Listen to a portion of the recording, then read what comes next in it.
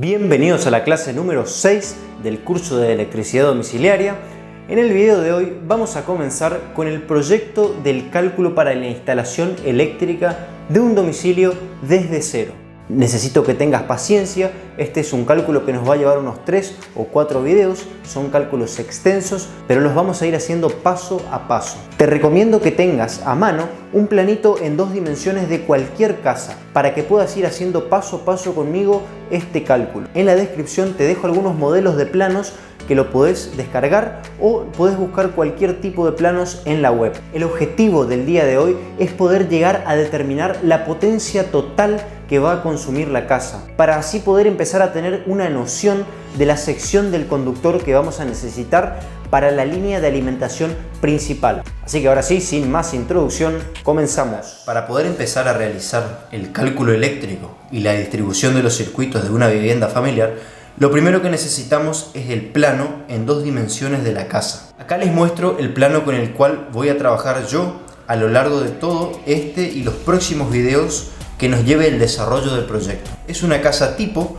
que tiene 2 dormitorios, tiene un baño, una cocina, un living y un porche de entrada. Lo primero que necesitamos diferenciar de los ambientes que hay dentro del domicilio son aquellos que pertenecen a los llamados superficies cubiertas y a aquellos que se denominan superficies semicubiertas. La superficie cubierta, en simple palabras, es el ambiente que está totalmente cerrado, es decir, las mamposterías más el techo.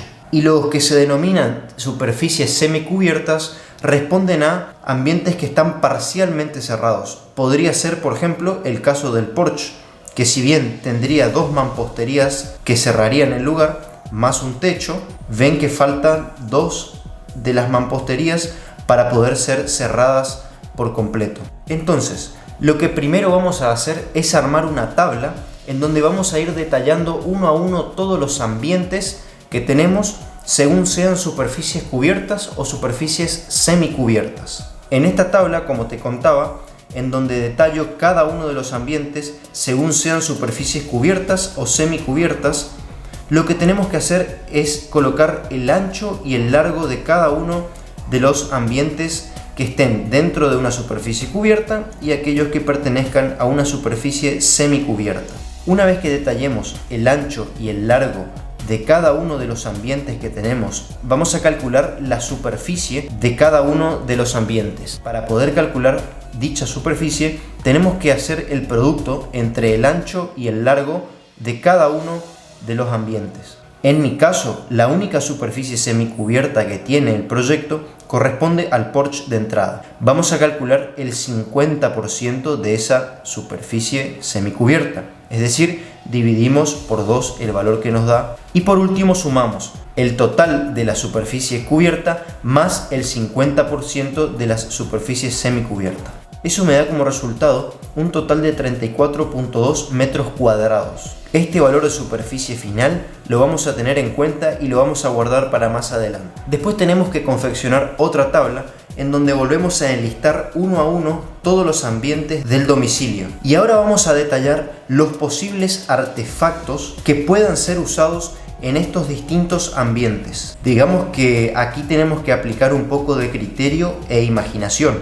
Es decir, nos vamos a posicionar en el dormitorio, por ejemplo, o en el baño y vamos a tratar de identificar cuáles son los artefactos que podrían llegar a ser conectados en dichos ambientes y lo vamos a ir detallando uno a uno. Todavía no se preocupen por las columnas que aparecen al costado, la vamos a ir viendo paso a paso. Tomemos el ejemplo del dormitorio. En mi caso, ambos dormitorios son iguales, entonces detallo los mismos artefactos en ambos dormitorios. Una vez que tengamos detallados los artefactos que vamos a conectar, vamos a confeccionar una tercera columna que se va a llamar consumo y le vamos a asignar a cada uno de los artefactos que pusimos un consumo determinado. Ahora, ¿cómo vamos a saber cuánto consume cada uno de los artefactos? Tenemos 3 opciones. Miramos la placa característica del artefacto o buscamos en internet el consumo de cada artefacto o, dependiendo de la empresa que nos brinda la energía eléctrica, suelen detallarnos al dorso de la factura de energía el consumo de cada uno de los artefactos y entonces le empezamos a asignar uno a uno la potencia a nuestros artefactos. Por ejemplo, las luces tendrán un consumo de 100 watts, los televisores tendrán un consumo de 150 watts, los aires acondicionados frío o calor, en este caso de 2200 frigorías, tendrán un consumo aproximado de 800 watts. Otro ejemplo podría ser los hornos eléctricos con un consumo de 1300 watts, los termotanques 2000 watts, una aspiradora 300 watts y así vamos enlistando uno a uno todos los artefactos que consideremos que puede llevar dentro de un ambiente en el domicilio. La siguiente columna que vamos a hacer es una que diga verano y otra que diga invierno y la vamos a subdividir en dos, en día y en noche para el verano y de la misma manera para el invierno, día y noche. Y vamos a empezar a imaginar en qué condición podremos utilizar cada uno de esos artefactos. Por ejemplo, durante el día, tanto en el verano o en el invierno, es muy probable que las luces de los dormitorios no se encuentren encendidas, por eso es que no completo estos casilleros, pero sí durante la noche. De la misma manera, los televisores, por ejemplo, vemos que durante el día no estarían encendidos, pero sí durante la noche. Y los aires acondicionados podrían estar encendidos tanto de día y de noche, siendo verano o siendo invierno, ya que es un aire acondicionado frío o calor. El termotanque en verano durante el día es muy poco probable que lo encendamos, pero sí lo vamos a encender durante las noches, ya sea para lavar los servicios o para lavar ropa o incluso hasta para bañarnos. Y ni hablar del invierno, como primordial necesidad, un termotanque debería estar encendido. Y así vamos a ir usando un poco la intuición, pensando en qué momento, ya sea de día o de noche, cuál u otro artefacto, tanto en invierno como en verano, podría estar o no encendido. ¿Cuál es la idea fundamental de hacer todo este detalle técnico? Necesitamos determinar la demanda máxima de potencia que va a haber en el domicilio durante un cierto instante. Lo que tenemos que hacer es sumar columna a columna en el día y en la noche, tanto en verano para el invierno, y así determinar cuál de estos valores es el mayor de todos. En mi caso, tengo que el consumo máximo se da durante el invierno en el día, con un consumo de 9550 watts. Entonces, el máximo consumo determinado es en el invierno durante el día y se registra una potencia de 9550 watts. Pero esta potencia, denominada P, corresponde a una potencia activa y la empresa prestataria de energía eléctrica lo que nos brinda es una potencia aparente denominada S, potencia aparente. De manera que necesitamos transformar esta potencia activa en una potencia aparente S. Para eso vamos a relacionar a la potencia aparente de la siguiente manera. Es igual a la potencia activa dividido un factor que se denomina coseno de phi. La potencia activa P es la que acabamos de obtener de la tabla sumando el consumo de cada uno de los artefactos. El coseno de phi tal vez hayas escuchado hablar alguna vez, pero por si no, voy a hacer una pequeña descripción. Es el ángulo que forma la potencia activa con la potencia aparente de la carga y guarda una relación con aspectos como la calidad de la energía, el tipo de carga y otras cuestiones mucho más amplias que no son temas de este curso. Toda esta cuestión de las distintas potencias, tanto activa, reactiva como aparente, es un tema que ya fue desarrollado en la clase número 4 del mismo curso. Retomando con la cuestión de la potencia aparente, vamos a adoptar un valor de coseno de phi estándar y que es el que generalmente se utiliza para el cálculo de un domicilio y es equivalente a 0,9. Es adimensional, es decir, no tiene unidad. Con esto nos queda que la potencia aparente es igual a 9550 watts dividido 0,9. Eso nos da un valor de 10.611,1 volt-ampere, que es la unidad de la potencia aparente. O lo que es lo mismo, 10,61 kilovolt-ampere. ¿Para qué necesito saber el valor de la potencia aparente y el valor de la superficie total que tengo dentro del domicilio? Con estos dos valores, lo que vamos a poder hacer es encauzar nuestro proyecto dentro de lo que se conoce como un grado de electrificación. Y el grado de electrificación me va a determinar en forma directa cuántos circuitos necesito colocar dentro del domicilio como mínimo. según estas dos condiciones. Entonces, una vez que tengamos tanto la potencia aparente como la superficie total, nos vamos a ir a la siguiente tabla. En este caso, mi proyecto entrará con un grado de electrificación elevado. Si bien la superficie de 34,2 metros cuadrados me dice que el grado de electrificación sería mínimo, ya que este cubre hasta 60 metros cuadrados, no satisface la condición de potencia, cuyo valor es de 3,7 kVA. Recordemos que teníamos una potencia de 10,61 kVA y el grado de electrificación que cubre mi demanda de potencia corresponde a elevado, es decir, hasta 11 kVA. Es decir, que esto funciona de manera excluyente, porque puede que el domicilio tenga poca superficie, pero eso no significa que no podamos conectar lo que nosotros querramos. Pero para esto debemos respetar los límites de potencias impuestos por el reglamento. Una vez que determinemos el grado de electrificación que va a tener nuestro proyecto, pasemos al siguiente apartado. Dice que las instalaciones eléctricas de inmuebles tendrán el tipo y el número mínimo de circuitos de acuerdo con el grado de electrificación determinado. ¿Qué es lo que yo les decía?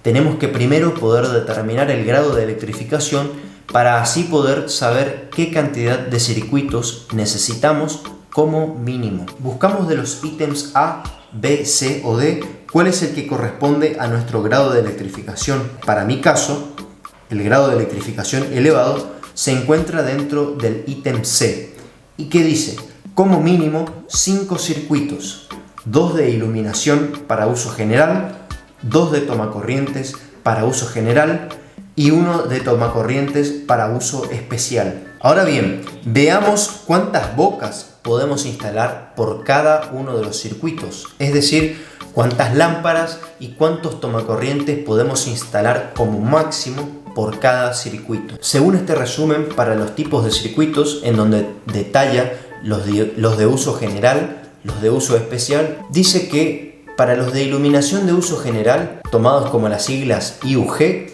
la máxima cantidad de bocas a instalar por cada circuito es de 15. Para los de tomacorrientes de uso general, tomados con las siglas TUG, la máxima cantidad de bocas a instalar es de 15. Y para los de uso especial, tomados como las siglas TUE, la máxima cantidad de bocas que tenemos que instalar es de 12. Por el momento no nos vamos a fijar en el calibre de la protección, ya que es algo que lo vamos a calcular más adelante. ¿Qué quiere decir que tenga un máximo de 15 bocas por circuitos? Que en mi caso, como yo debo colocar como mínimo 2 circuitos, puedo hacer un uso máximo de 30 bocas para la iluminación de uso general, un máximo de 30 bocas para tomacorrientes de uso general y un máximo de 12 bocas para tomacorrientes de usos especiales. Esto no implica que deba completar las 15 bocas por cada circuito. Es decir, en un circuito podré hacer uso de 8 bocas y en otro circuito podré hacer el uso de 15 bocas, por ejemplo. Es algo que lo vamos a ver cuando empecemos a hacer la distribución de las bocas y de los tomacorrientes dentro de nuestro plano en 2 dimensiones. Lo que necesitamos hacer ahora es poder determinar la potencia simultánea según estos nuevos circuitos que vamos a confeccionar. ¿Por qué determinar otra vez una potencia? Porque lo que hicimos hasta aquí es solamente encontrar la potencia máxima instalada, o sea, la que vamos a contratar. No quiere decir que vayamos a utilizar todos los artefactos o todas las luces al mismo tiempo. Entonces tenemos que contemplar esto para no sobredimensionar los elementos y que nuestra instalación no nos termine costando un fangote de dinero. ¿Qué es lo que tenemos en la siguiente tabla? Tenemos los tipos de circuitos que ya habían sido determinados en función del grado de electrificación. Tenemos las cantidades de estos circuitos, la potencia de carga, que ahora vamos a ver qué es eso.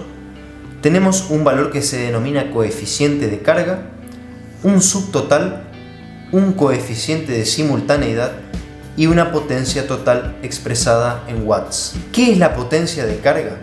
La potencia de carga es un valor que se le asigna al tipo de circuito y que es algo que ya está establecido por normativa. Para los circuitos de iluminación de uso general les corresponden 810 watts por cada uno de los circuitos. A los tomacorrientes de uso general se les acredita 1980 watts por cada circuito y a los tomacorrientes de usos especiales se les acredita 2970 watts por cada circuito. El coeficiente de carga hace referencia al grado de consumo y al cuidado que se debe tener según los tipos de circuitos.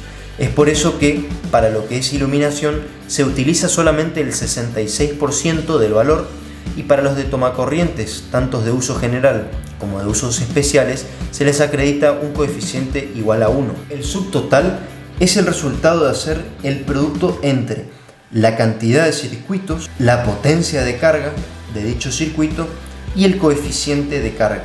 Y acá les muestro el ejemplo del subtotal que corresponde al circuito de iluminación de uso general. Son dos circuitos multiplicados por la potencia de carga asignado por normativa y su correspondiente coeficiente de carga. Una vez que tengamos determinados los tres subtotales, debemos calcular la potencia total. ¿Y cómo vamos a hacer eso? Vamos a hacer la sumatoria de los tres subtotales y luego la vamos a multiplicar por el coeficiente de simultaneidad. El coeficiente de simultaneidad es lo que les decía anteriormente.